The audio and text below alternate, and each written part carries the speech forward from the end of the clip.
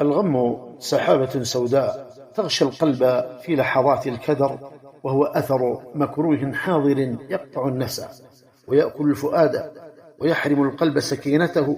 والغم من المكروهات الواردة على القلب، ويكون في الوقت الحاضر، أي لا يكون الغم إلا في الوقت الحاضر، بخلاف الحزن الذي لا يكون إلا على أمر ماض. وكذا الهم الذي يكون على ما يستقبل، وهو مع الهم والحزن أي الغم مما يفتك بصحة الإنسان ويهدمها. بل إن من الغم ما يقتل، وسببه الأعظم الإعراض عن الله جل وعلا. ولذا يقول الله جل وعلا: ومن أعرض عن ذكري فإن له معيشة ضنكا.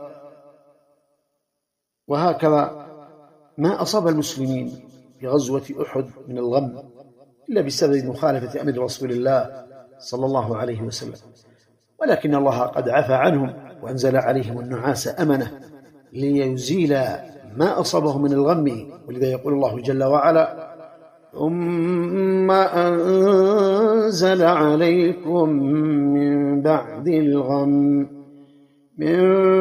الغم أمنة نعاسا يغشى طائفة منكم. ومن نزل به غم فليفر إلى التوبة ويقبل على الله، وليلزم الدعاء، سيما دعاء ذي النون عليه السلام. وذا النون إذ ذهب مغاضبا فظن أن لن نقدر عليه، أي لن نضيق عليه، فنادى في الظلمات أن لا إله إلا أنت سبحانك إني كنت من الظالمين. فما هي النتيجة؟